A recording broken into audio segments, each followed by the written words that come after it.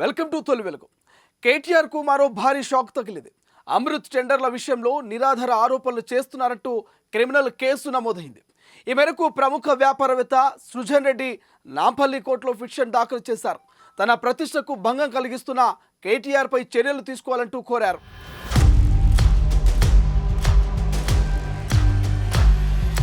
BRS working president KTR పై పరువు నష్టం దావా దాఖలైంది.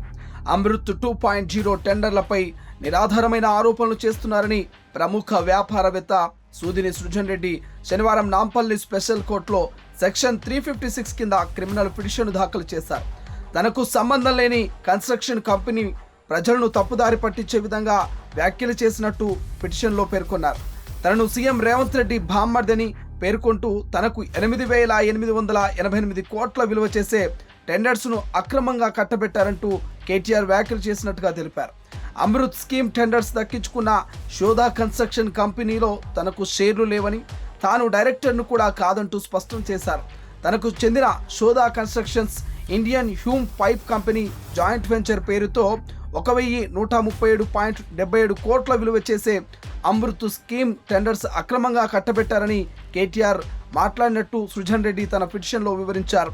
ఈ పిటిషన్ సోమవారం విచారణకు వచ్చే అవకాశం ఉంది. ఇక కేటీఆర్కు లీగల్ నోటీసులు ఇచ్చిన ఆయన తీరు మారలేదని పిటిషన్లో సృజన్ రెడ్డి వెల్లడించారు. సెప్టెంబర్ 9 ఈ నెల 11న కేటీఆర్ మాట్లాడిన స్పీచ్లకు సంబంధించిన న్యూస్ పేపర్స్ క్లిప్పింగ్స్, ఛానల్స్లో టెలికాస్ట్ అయిన వీడియో ఫుటేజ్, సోషల్ మీడియాలో వైరల్ అయిన వీడియోలు సహా పూర్తి ఆధారాలను కోర్టుకు అందించారు.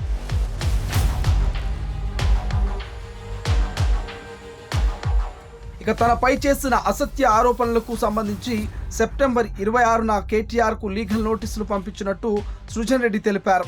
షోదా కన్స్ట్రక్షన్ తనకు చెందిన కంపెనీ కాదని, సీఎం రేవంత్ తనకు బావ కాదని, నిజానిజాలు తెలియకుండా అసత్య ఆరోపణలు చేయకూడదంటూ సూచించినట్టు కోర్టు వివరించారు.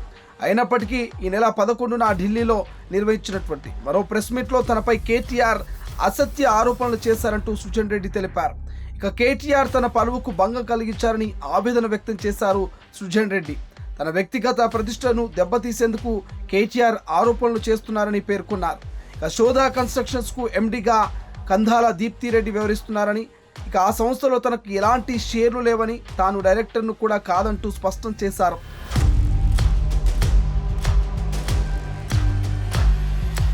అమృత్ 2లో ఏఎంఆర్ షోదా, ఇక ఐహెచ్పి కంపెనీలు కాంట్రాక్టు దక్కించుకున్నాయని చెప్పారు. జాయింట్ వెంచర్లో 29% మాత్రమే వాటా ఉన్నట్టు వివరించారు సృజన్ రెడ్డి. అమృత్ స్కీమ్ టెండర్స్ పూర్తి పారదర్శకంగా జరిగినట్టు తెలిపారు. ఈ టెండర్స్ విధానంతో కేటాయింపులు జరిగాయంటూ వివరించారు. ఓ మాజీ మంత్రిగా టెండర్స్పై అవగాహన ఉన్నప్పటికీ తనపై కేటీఆర్ అసత్య ఆరోపణలు చేసినట్టు పిటిషన్లో వెల్లడించారు. గతంలో కేటీఆర్ ఆరోపణలు చేయడంతో సృజన్ రెడ్డి లీగల్ నోటీసులు పంపారు. అయితే తాను లీగల్ నోటీసులకు భయపడబోమని కేటీఆర్ కౌంటర్ ఇచ్చారు. అవినీతి అక్రమాలపై తన పోరాటం కొనసాగిస్తానంటూ స్పష్టం చేశారు. ఇప్పుడు సృజన్ రెడ్డి క్రిమినల్ పిటిషన్తో కేటీఆర్ ఎలాంటి వ్యూహం అవలంబిస్తారో చూడాల్సిన అవసరం ఉంది.